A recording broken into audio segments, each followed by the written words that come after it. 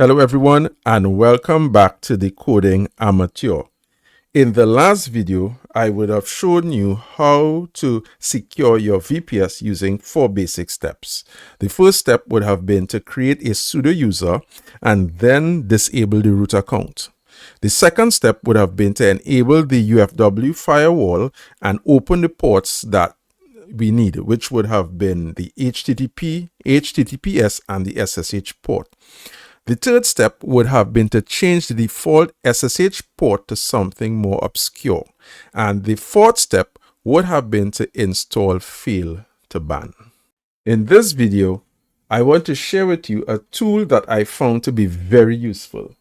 It's Ansible, and it has helped me improve my workflow.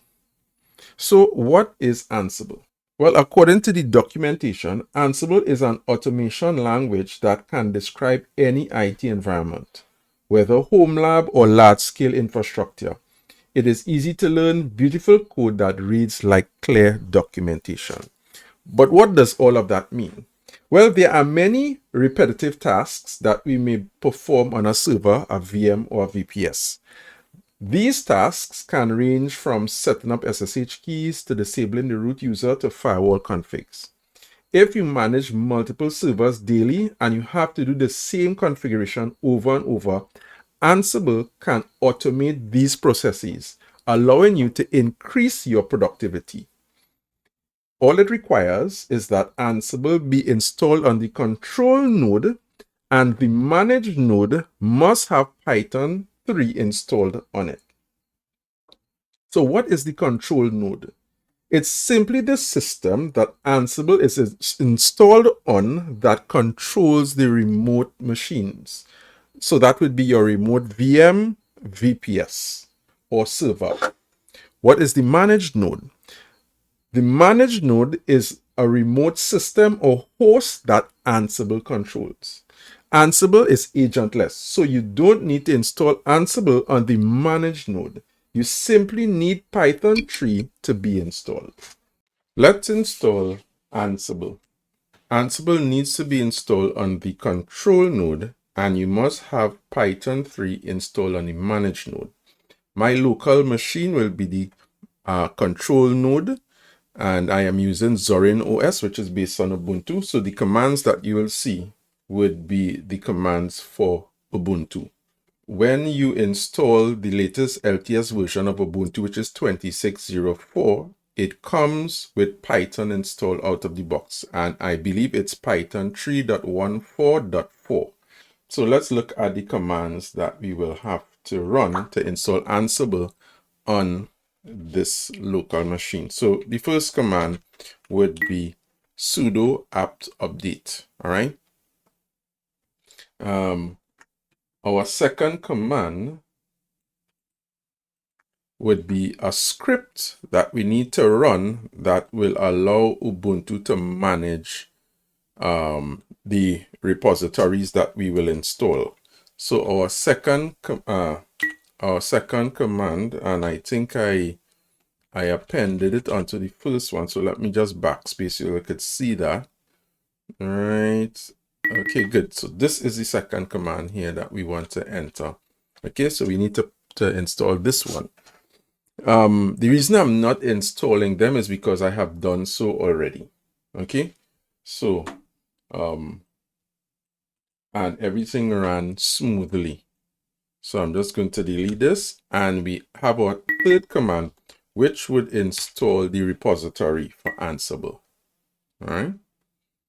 And once we would have installed the repository, the next thing we have to do is install Ansible itself. So we do an apt install an Ansible. All right, and that should be it.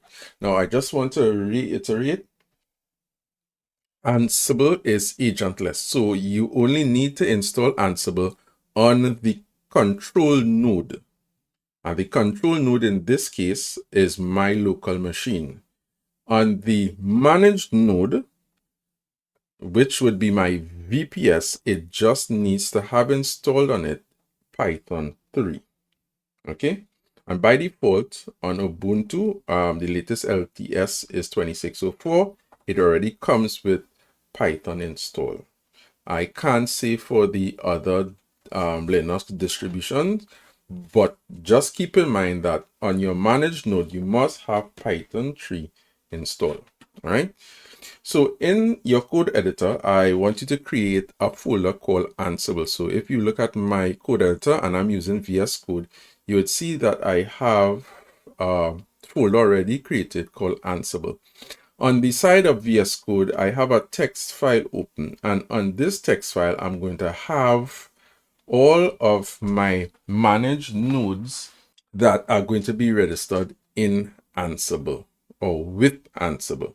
So the first thing we need to do is inside of our Ansible folder, we need to create another folder and we're going to call it inventory. All right. Having created the inventory, okay, I created a file called inventory. Let me delete that. I need to create a folder named inventory. Okay, right. So inside of this folder inventory, we're going to create a file called hosts. All right. And this file doesn't have an extension. It is just a file called hosts. And we want to start with an attribute. Okay, and you can name it whatever you want. I'm going to call it servers. So this would be the group under which Ansible will look for all of my managed nodes. Okay, so within this managed node, I want to create an entry for my, within the host file, I want to create an entry for my managed node, which is my VPS. So let's go. So it's going to be VPS. And I'm actually going to give it an alias. So I could name it VPS demo. And then I'm going to give it Ansible host. That is a variable. And I'm going to put in the IP address.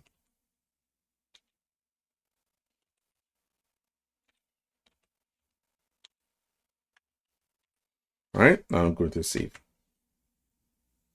So this is the hosts file, and this is where Ansible will search for the managed nodes. So you will see later on in our commands where we want to run tasks on the managed nodes, we will point Ansible to this directory and this file.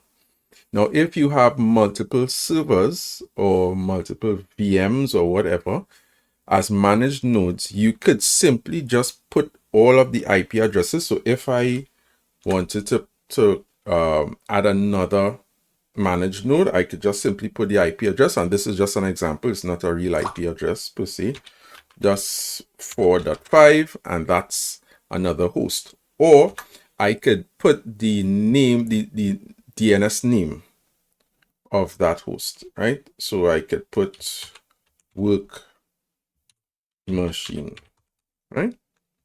Work machine, and that would work. Okay. In my case, I only have one managed node, and so I only have one entry in my host file. Okay, so I'm going to save that. And now we're going to create another folder. And this folder is going to be known as, you're going to name this folder Playbook or Playbooks, right? Yeah, I think we'll name it Playbooks. All right, so let's create another folder. No, not under inventory. All right, good. Playbooks, and let's hit enter. And we're going to create a file in it.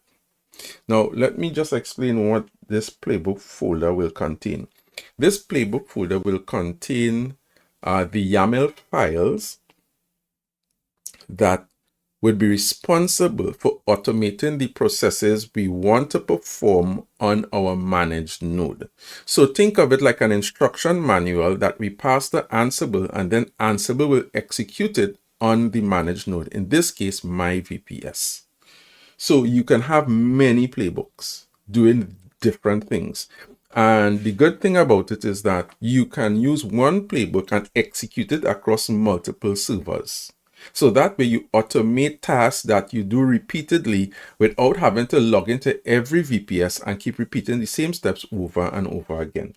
So for our first playbook, we're going to do something very simple. All right. So what I find very efficient in terms of your naming convention, give the playbook a name based on what it is going to do or what it's supposed to do. That way you kind of understand, just looking at your playbooks, in case you have more than one, it should tell you what that playbook would do.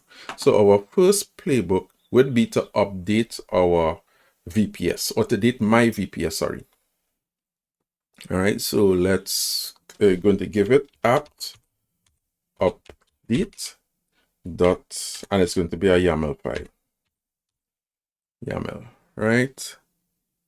apt-update.yml.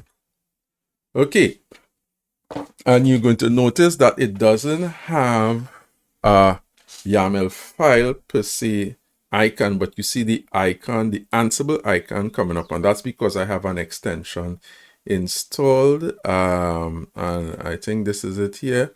So I have the Ansible extension installed, which is the Ansible development tool. So that's why you would see it come up with the Ansible icon on it there, instead of a YAML or something representing the YAML extension.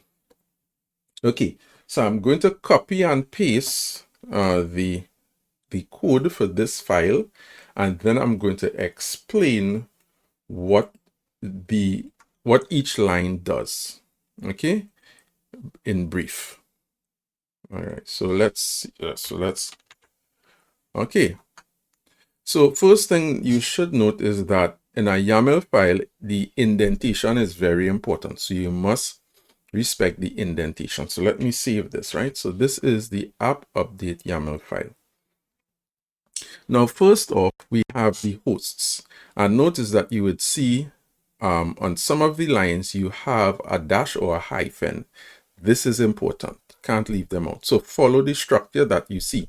So I have hosts. And what I'm telling Ansible is the host that I want to configure is VPS demo. Now, if you go back to my host file, you would see that I have VPS demo attached to my VPS with IP address. Now, if you want, so if I execute this command, it will only run this command on my VPS with the alias VPS demo. If I had multiple managed nodes and I wanted to run the command on all, I could either type all or I could use star, and that would run the command on all the managed nodes that I have.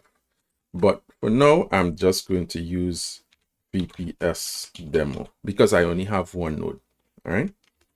Now you see the command become true, and what that tells Ansible is that the user that is going to or has to log in as a user in order to execute the commands, and you want Ansible to be logged in as a user with root privileges.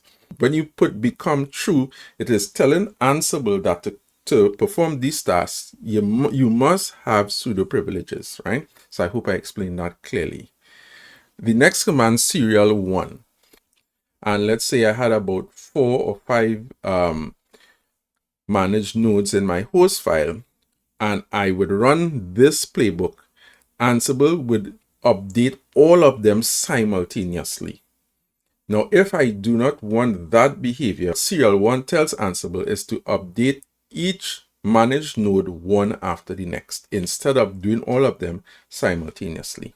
The first part of your YAML file will have your baseline configurations, right? And these are just a few. There are much more that you could add to your YAML file. But the main part we want to look at is the tasks. Now, under tasks, you will list exactly what you want Ansible to do on your managed nodes. So I have 5 tasks. right? 1, 2, 3, 4, 5, right? So my count is good. I have 5 tasks set up here. Okay, and we're going to look at them and see if we could break them down. Now, each task you would see have a certain form. So let's see if we could break down this. First part of the task is the name, and you must have a dash or a hyphen before the name. So please remember to follow the convention. And this gives you the name of the task you want to perform. So in this case, it is set system time zone to Trinidad and Tobago time. Let me pull up my VPS. So I'm in my VPS right now. And if you look at the time on my VPS, it's saying, let me exit this and let me log back in. All right. Okay, so I'm in my VPS and the time here it's saying now 13, that's 1:43:46. 1:43, almost quarter to 2. But my time now is 11 minutes past 11. So this is wrong. So I need to set the proper time zone on my VPS. Okay. So that is one of the things I'm going to update while also updating the OS. So let's go through the commands, right? So I have the name, and now I'm going to talk about this part here. Now, this line here is broken up into 2.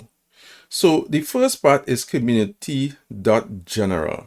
That is known as a collection. And inside of that collection is time zone, which is a module. And underneath that module, we have parameters which we could pass. And this parameter is known as name.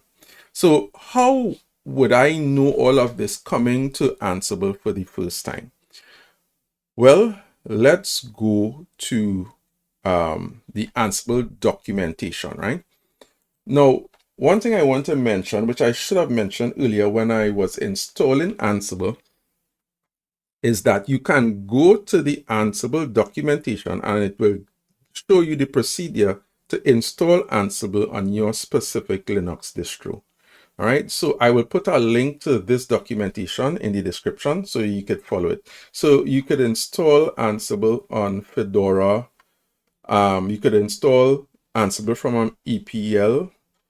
All right, you can install Ansible on OpenSUSE, Tumbleweed, Leap, Ubuntu, which is the one that I am using. And you would see right here the commands that we executed. So I actually followed this procedure.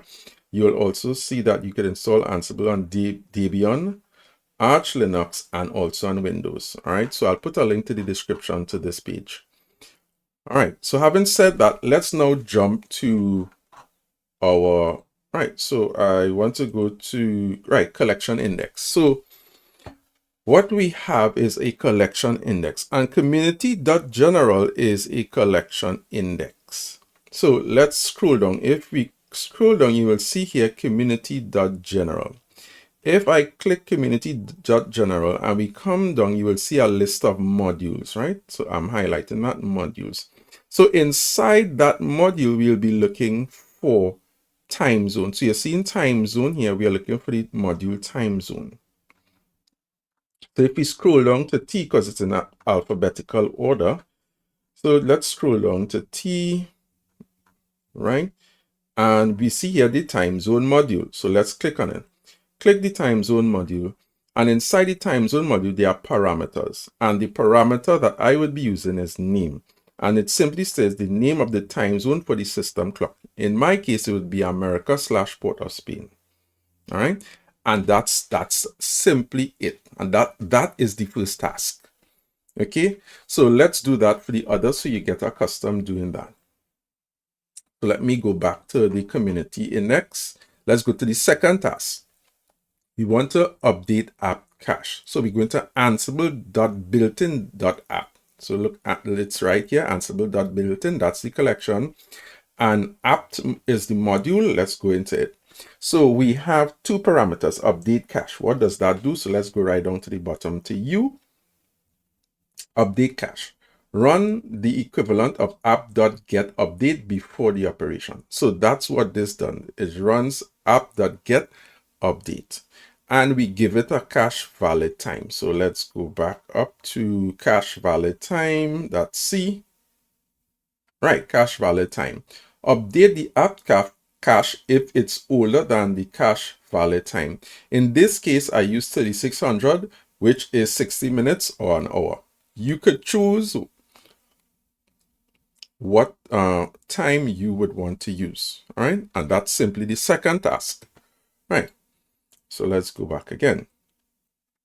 Our third task would be to upgrade all packages to the latest version. So that's again Ansible.builtin. That's the collection we are going into. And again, we are going into the apt module. And this time the parameter we are going to use is upgrade. And let's go down again. So we have update cache and we have upgrade, two different parameters. Now, with this one, if we choose this, it performs an app.get distribution.upgrade, this.upgrade. So it will intelligently upgrade our packages within the OS. All right, so that's what we want to do. And of course, we have our next task, check if reboot is required. So it may be that when you run this command, it may not have any packages to update, or it may not need an upgrade. And in that case, you don't need to reboot. But if there were packages to update or upgrade, then you will need a reboot. So this task will check for that and run the reboot. All right. So it's the same procedure again, knowing what you need. And this comes with practice, you know, and you'll have to keep going through the collection and modules until you kind of understand how it works. All right. So let's go to Ansible.builtin, which we are in, and let's go to .start, which is the module. And look at here, start module. So under the start module, you will notice that there is a path, right? Path here, and the full path of the file or object to get the facts of. So this file here, if it is present, then we know that a reboot is required. I think I said that right. If I said it wrong, please put a comment and let me know. And what we want to do is we want to then register. The register here belongs to the core Ansible language, and it's not a module. And what it acts as, it acts like a save button, so to speak. Okay, so what this task essentially does is it checks the path to see if a reboot is required, and then it saves that, and then once that happens, it will then run the reboot. Okay, so I hope that is clear. And if you look at our next command, which is to reboot the server, you would see when. Now, when is also part of the core, is a feature in the core Ansible language itself. It's not a module, and it's used as an for an optional configuration. So if the register saves this file here and it exists, that tells this task here that, okay, we need to reboot the server. So you'll see reboot required file.start.exists. If that exists, then we want to reboot the server. Okay, so that's basically it for this app.get. All right, so what we would want to do is run this this file, this playbook, and see it in action. So let's do that. So I've saved it. I'll leave that open, and now we will run our first command. And our first command would be to connect our VPS to our to connect the control node to our manage node. All right. So let's just clear to get that up, and let's, okay. So this is the command to run, to make the connection. what am I looking at?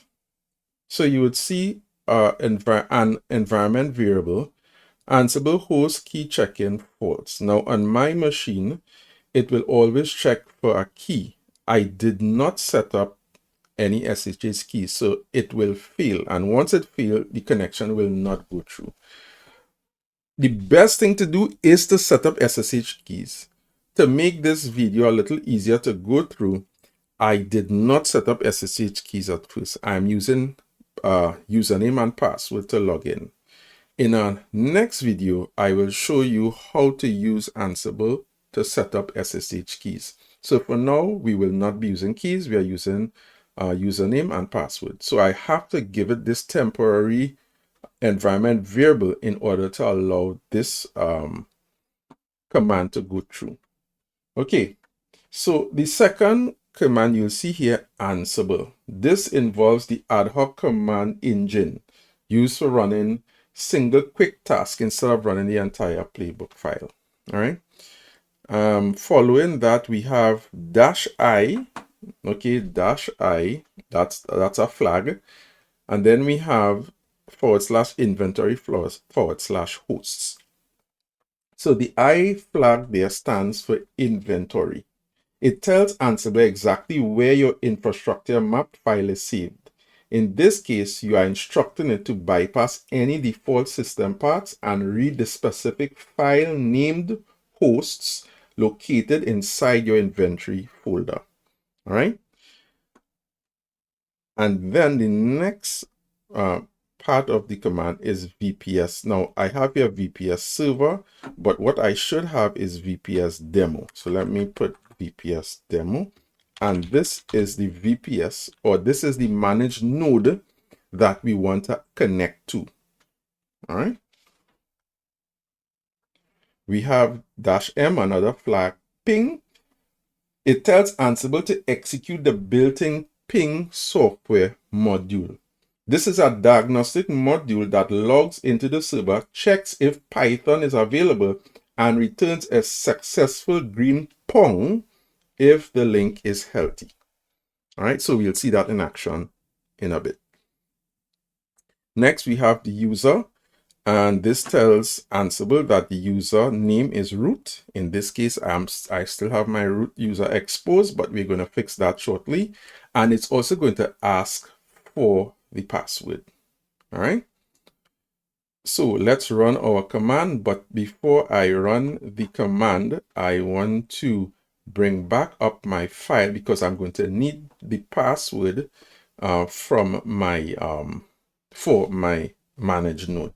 So I'm going to hit enter, and it's asking me for the SSH password, and I'm going to put it in, and I'm going to hit enter, and let's see what happens. Okay, so you notice it says VPS demo success, Ansible facts, discovered interpreter Python, and you would see that it has Python 3.1.4, and you see a successful ping, and you see the successful pong, which is what I would have said earlier. So we are connected to our managed node. All right. So we are going to now run our playbook. All right. So let's do just that. Okay. So we just need to make one change because the name of the playbook is apt-update. All right. So let's look at this command and let's go through it briefly. So we have Ansible-playbook. So this invokes Ansible's playbook execution engine.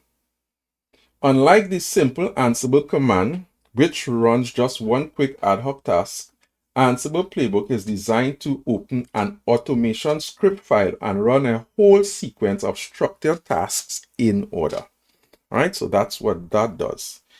We also have here the directory. So this is Playbooks, which is the folder I created. And inside of that, we have the apt-update.yml file. So this is the directory where the playbook is contained.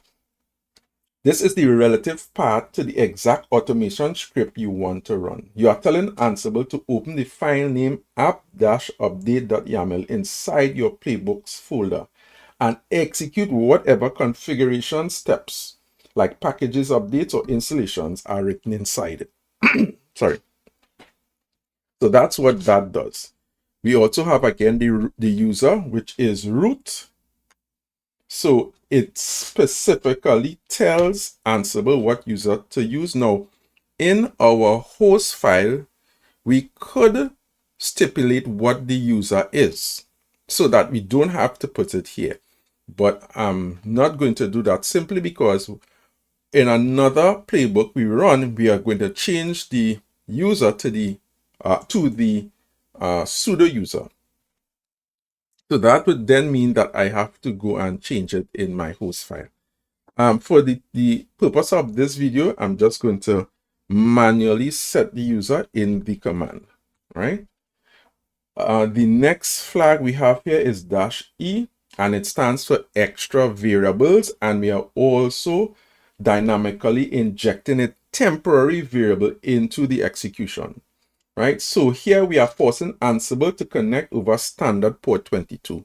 Again, the thought behind doing this is that I'm going to change the DNS, not DNS, the SSH port to something a bit more obscure. So I'm going to have to force Ansible to read that port. If I don't force Ansible to read that port, Ansible is going to default to port 22, and I don't want that behavior. So I have already added it.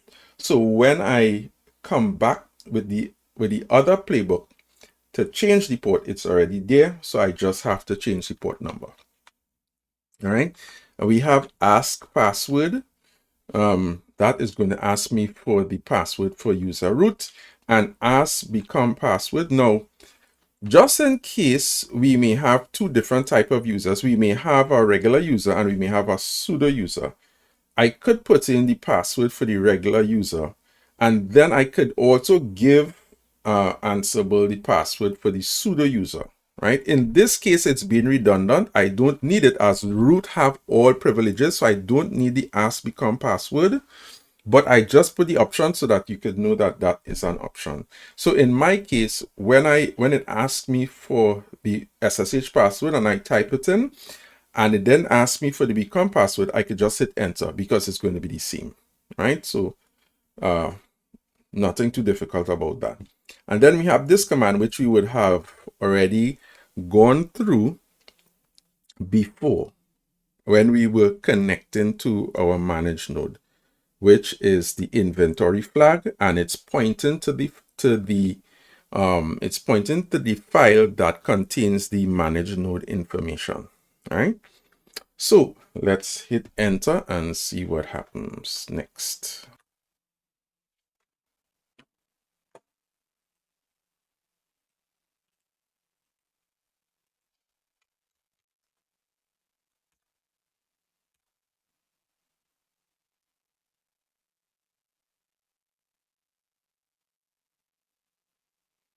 So you saw first task, set system time zone to Trinidad and Tobago time, changed VPS demo, update app cache, okay, VPS demo, upgrade all packages to the latest version, changed VPS demo, task check if reboot is required, okay, VPS demo, reboot the server, skipping VPS demo. So it checked to see if a reboot is required, and because it was not required, it skipped this task, right? So our file worked as we expected. Now let's go back to my VPS and see if it is changed. And I'm going to log back in. Right, and you notice that my VPS is now in sync with the time on my machine, which is 11:29, and my VPS time is 11:29. So we are seeing that it did update my VPS. Okay, and this is the update playbook. And that's it for this video. In our next video, I will show you how to create an even more extensive playbook to secure your VPS. So see you in the next video.